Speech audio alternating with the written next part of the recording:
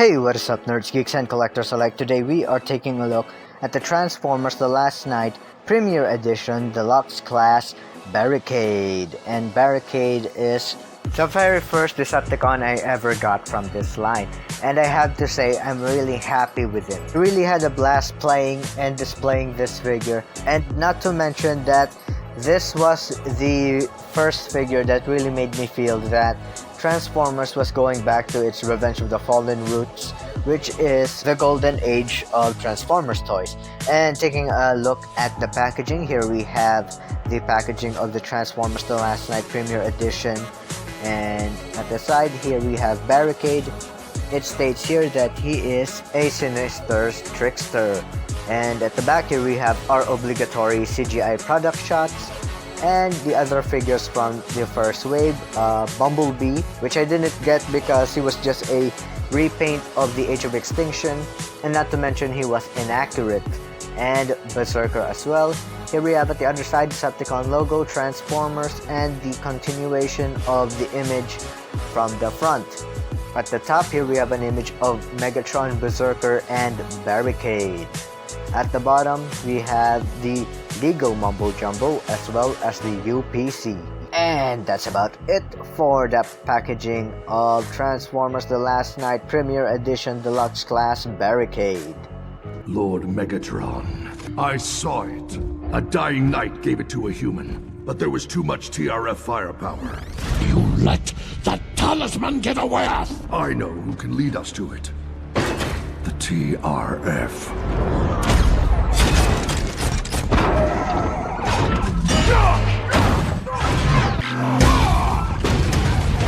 Oh, that hurt. And here we have Barricade outside of packaging. And he really looks cool. I like the design. I was a little baffled at first with the design change, but then again, I saw it's a pretty good update for Barricade. He does retain his insect-like look, but what really catches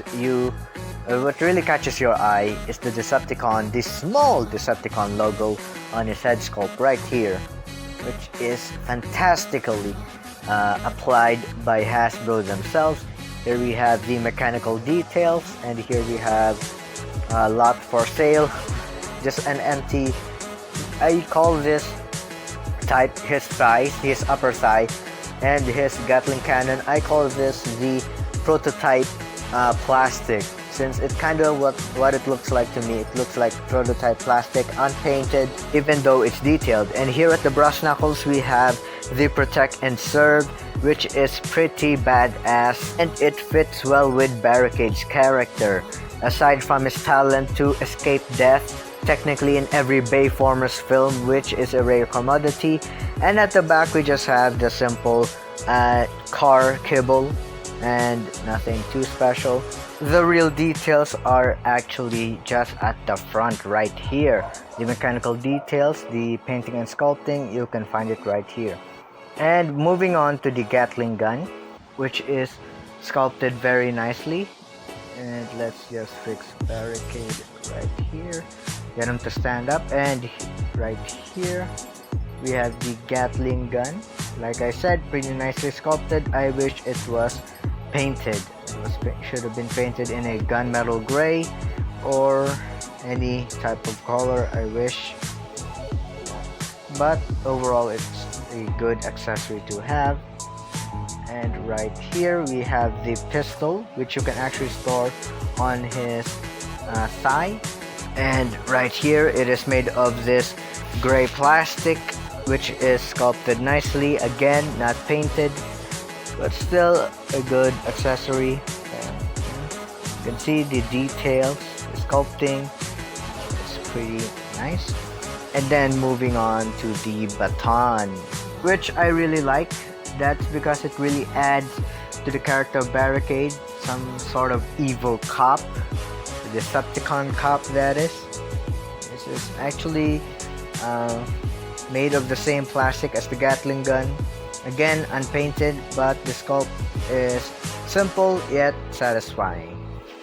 And that's about it for the accessories. And in order to apply the Gatling gun, as you can see here, there's two tabs right here. what you have to do is just plug this in between there, and that's how Barricade equips the Gatling gun. And for the gun, just simply put it on his hand and sort of tight, and just squish it in there, and that's a nice fit. Let's just align that properly, and there we have Barricade with his Gatling gun and his pistol. And same goes to the baton. Let's take this out. You can actually hold the baton in two ways. First is this way, and the second way is at the side right here. Pretty cool, but for me personally, that's about it. I just want to remove them, put them at the thigh, and then just equip him with the Gatling gun. I think it looks cleaner like that. And that's the accessories of Barricade. Moving on to the articulation. Here we have Barricade's head. It is on a ball joint, but due to the kibble, it is hindering his articulation at the head.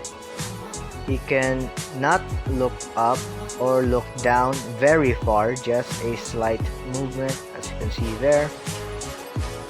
On his hands, his shoulder, his arms can go out that far. Just make sure you clear this piece. You can do an entire 360. He has a bicep swivel right here, and then a 90-degree bend, a wrist swivel, and that goes the same for the other arm. Unfortunately, Barricade does not incorporate any body movement, but he can kick and go back that far, but the kibble on his back is restricting him. And here we have his toes. He does have some articulation at the feet, but it's more for the transformation, especially for the back piece. Right here has some back and forth, but that's more for the transformation later, but you can use it as articulation later on.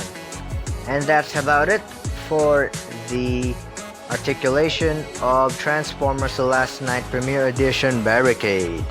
And then moving on to the size comparisons, let's get out that trusted ruler.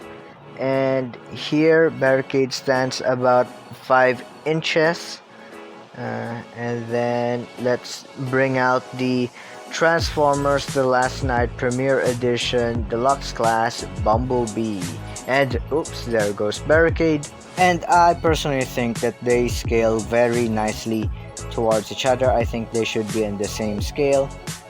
Here we have Bumblebee standing about 5 inches as well. And that's about it for the size comparison. Now let's get him transformed.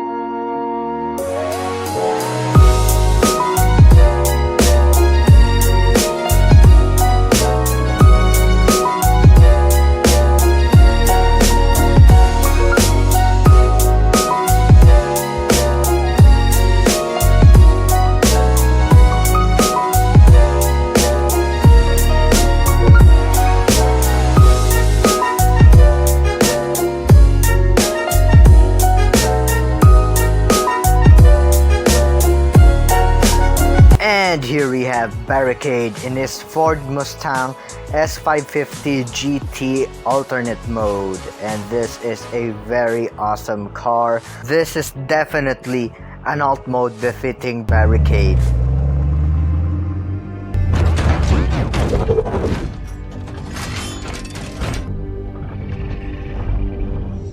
And as you can see here, this is a heavily modified version of the Ford Mustang S550 GT, which is opted to be a police car, looking very sinister and authoritarian.